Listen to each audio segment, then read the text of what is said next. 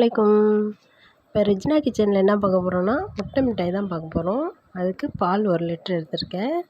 இதை கடாயில் ஊற்றி நல்லா கை விடாமல் கிண்டிக்கிட்டே இருங்க.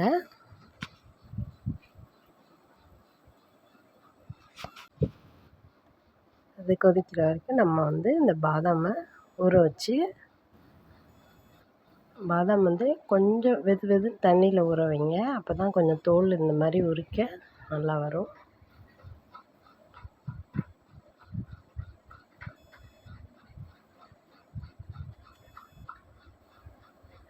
இப்போ பால் கொதிச்சிருச்சு. நல்லா கைவிடாமல் கிண்டிக்கிட்டே இருங்க. இந்த மேலே சைடில் இருக்க ஆடையெல்லாம் எடுத்து உள்ளே போட்டு கிண்டிக்கிட்டே இருங்க.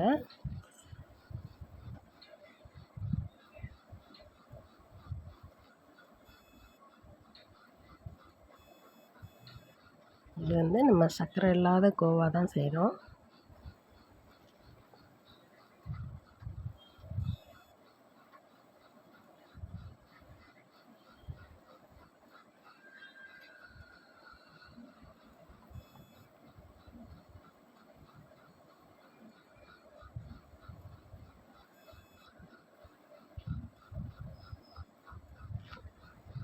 திக்னஸ் ஆகிடுச்சு. இன்னும் கொஞ்சம் நல்லா ட்ரை ஆகணும்.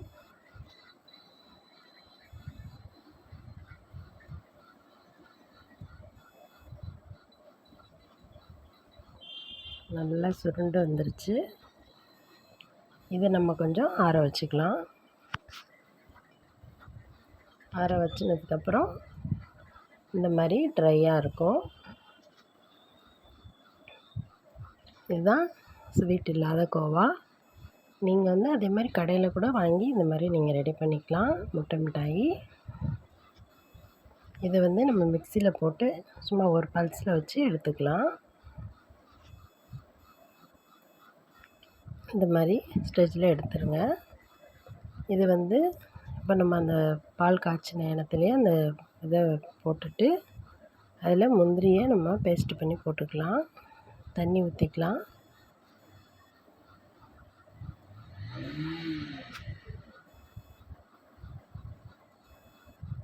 இந்த மாதிரி அரைச்சி நம்ம அந்த பால்கோவாவில் போட்டுக்கலாம்.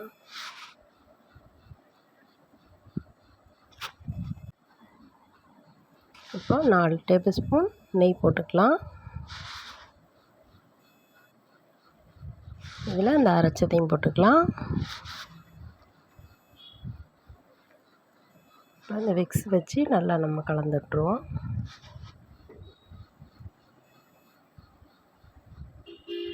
இப்போ இதுக்கு நான் 6 முட்டை எடுத்திருக்கேன். எப்படி இந்த முட்டையை போடணுன்னா ஒவ்வொன்றா போட்டு நம்ம கலக்கி எடுக்கலாம்.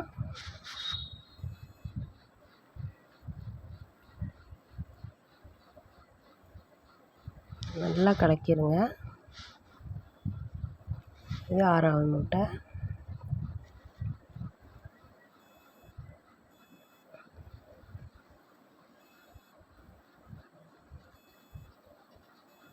நல்லா கலக்கிட்டு 200 கிராம் சர்க்கரை எடுத்திருக்கேன். அதுலேயே ஏலக்காயும் சேர்த்து நுணுக்கி போட்டிருக்கேன். இதையும் நல்லா கலந்துக்கலாம்.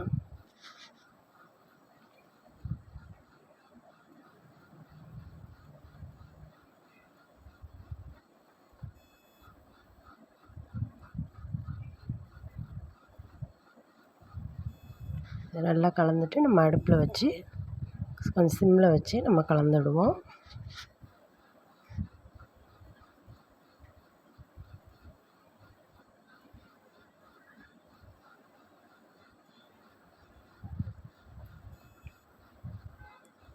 நல்லா இந்த மாதிரி கலந்து விட்டுக்கிட்டே இருக்கலாம்.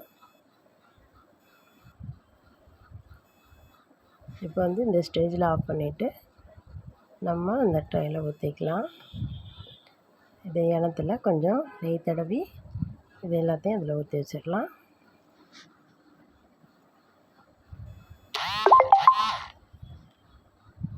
இதில் பாதாம் குட்டி குட்டியாக கட் பண்ணி நம்ம அதில் போட்டுக்கலாம்.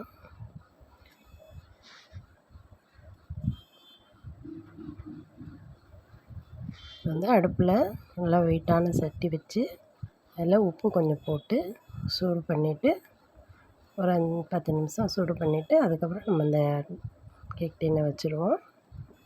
ஒரு 40 நிமிஷம் வச்சு நீங்கள் எடுத்து பாருங்கள்.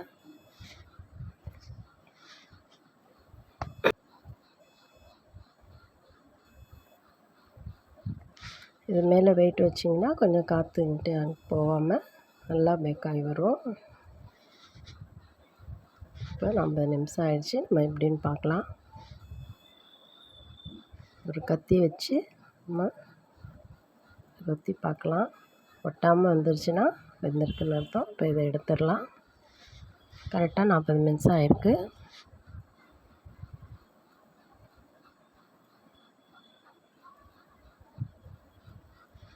இதை எடுத்து வச்சு நல்லா ஆறுனதுக்கப்புறம் நம்ம கட் பண்ணிக்கலாம்.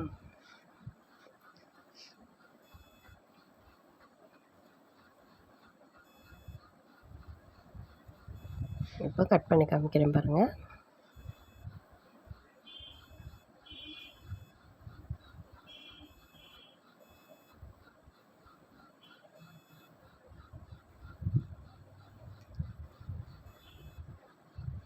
இது நல்லா ஜூஸியாக பால்கோவா டேஸ்ட்டில் இருந்துச்சு. நீங்களும் கட்டாயமாக வீட்டில் செஞ்சு பாருங்கள். எப்படி வந்துச்சுன்னு எனக்கு கமெண்ட்டில் சொல்லுங்கள். என் வீடியோ பிடிச்சிருந்தா லைக் பண்ணுங்கள், ஷேர் பண்ணுங்கள், மறக்காமல் சப்ஸ்கிரைப் பண்ணுங்கள். ஓகே, பாய். அஸ்ஸலாமு அலைக்கும்.